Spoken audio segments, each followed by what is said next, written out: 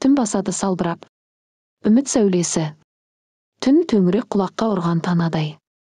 Қым-қу тіршілік күйбеңінен бір сәтке дамылдаған жұрт қалың ұйқы құшағында. Тек бір ғана адам көз жанары жасқа малынып терезеге телміріп отыр. Жартылай ашық тұрған терезе жақтауынан жылт-жылт етіп мен мұндалап тұрған жұлдыздар ғана осы бір жанның қайғысын іштей бөліскендей. Күні бойы жұмыста жүргенде мүжіліп, жұқара бермейін деп көбіне қайғының қара бұлтын серпіп тастап, ашық жарқын көрінуге тырысады. Алайда кейде, әсіресе осындай жалғыз қалған кезінде өткен өмірін ойлап көз жасын сығып алатыны бар. Міне, бүгін де ол жалғыз. Інісі жұмыстан сұранып, ауылдағы ата-анасына кеткен. Балалық балдәурен шағы өткен ауылы бұған соншалық ыстық болғанымен, өмірінің көлеңкелі тұсында әркез есіне салады.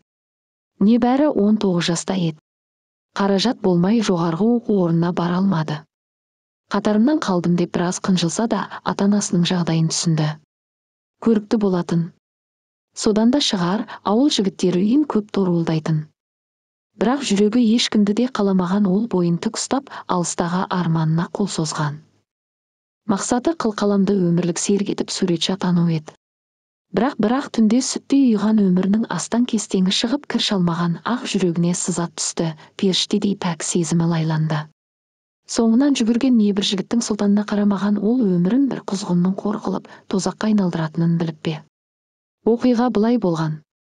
Күйеуге шыққан құрбы қызына қыз жолдас болған, ол той бейнетаспасын көреміз деген желеумен үйінен ертіп шыққандардың алдамшы құрығына қалай іліккенін сезбей де қалды.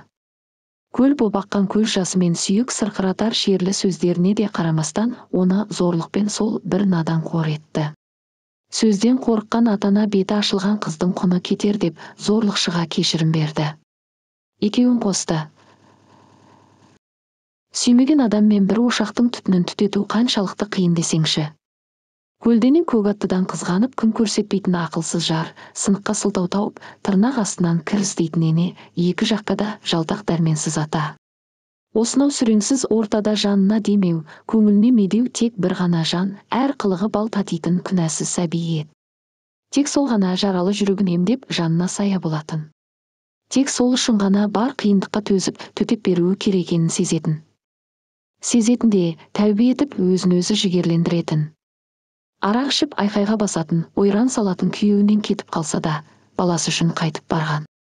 Мен бақытсыз болсам да, қызым әкесінен ажырамасын деген. Әйткенмен шыдамның да шегі бар екен. Жұғарған жіп үзіліп, ақыры күйеуден кетіп тынды. Зорлықшыл еркек әйелін қуып, баласын алып қалды. Өзегін жарып шыққан сәбиінің күн өткен сайын жат болып бара жатқанын сезіп, енді, міне, жүрегі қанжылап жүргені. Үміт шіркін соңынан өлетіні рас екен. Өмірден түңілген сәттерінде қызын көңіліне медет тұтады. Әділдік жеңіп, оны өзінің қолына алатынына, жас ғұмырын тозаққа айналдырғандардан, жырақта қызымен екеуі еш уайымсыз өмір сүретініне сенгісі келеді. Жақсылықтан үмітін үзбеген жан мұратына бір жетеді демей ме? Ол бақытты болуға тиіс. Екі күнәһар. Түн камерадағылардың бәрі тәтті ұйқы құшағында. Ертеңгі атар таңы сағымға оранып, бұлдыр елеске айналған тек бір ғана жан көз ілмеген. Оның күні санаулы, тағдыры кесілген. Жарық дүниемен қош айтысып, есеп берер сәті жақындаған сайын ар азабын шегіп, өмір жолын ой елегінен өткізіп әлек. Ол жастайынан зерек, зерделі болып өсті. Әркез қатарының алдынан көрініп, оқуда озат болуға тырысатын. Қоғамдық істерге белсене араласатын оны ұстаздары қатарластарына үлгі етіп көп үміт күтуші еді. Бірақ тағдыр өз дегенін жасайды екен. Мамыражай тіршіліктерінің құйын тигендей бірақ күнде ұйқы тұйқысы шықты. Азғындық жолға түскен әкесі отбасын тағдыр тәлкегіне тастап, басқа бір әйелдің етегінен ұстады. Анасы мен қарындасының жабырқаған қам көңіл жүзін көрген сайын Мараттың жүрегі ауыратын. Тағдырына лағнет айтып көз жасына ерік беретін. Өмір солай өтіп жатты. Әкесінің қылығын сыныптастары есіне сала бергесін, оның мұндай сұрқы кеткен сүреңсіз тіршіліктен шаршағаны сонша, мектепті де тастап кетті. Аузы бітуге айналған жараны анасының өзінен көп үлкен егде адамға тұрмысқа шығуы қайта ушықтырды. Сәл нәрсені ілік етіп басқан ізін аңдитын өгей әке өгейлігін жасамай қоймады. Шалыс басқан қадамының бәрін аңдып, сәл қателік үшін соққыға жығатын. Шарпыр шығып арашаға ұмтылған қарындасы мен анасы да өгей әкенің ала таяғынан шет қалмайтын. Бұл анасы үшін бәріне шыдап бағатын. Бақыт табам деп басы арылмас бәлеге қалған шешесінде қайран қылар шама жоқты. Бала шағасынан безген әкесі үшін өзін кінәлі сезінгендей уақыт өте келе бұл араққа әуестенді. Тентектігі көп балалармен достаса бастады. Сөйтіп жүріп өзінің қылмыс әлеміне қалай аяқ басқанын да сезбей қалды. Достарымен алғаш есірткі шеккенде қайғымды ұмытам деп ойлаған. Алайда олай болмай шықты. Әлгі дос-сымақтарымен бірге дозаға ақша табу үшін ұрлыққа да барды.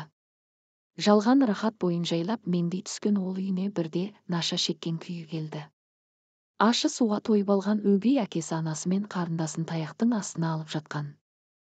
Ашудан көзінің алды тұманданып түк көрмей кетті. Белдігінде жүретін кішкене бәкісін өгей әкесімен арашаға ұмтылған анасына сұққылай берді. Көз шарасы жасқа толып мөлдірей қараған қарындасын да аямады. Ақыры өз түбіне өзі жетіп тынды. Ақ сүт берген анасын, жан жүрегі бауырын өз қолымен о дүниеге аттандырды. Өкініп бармақ тістегеннен пайда не?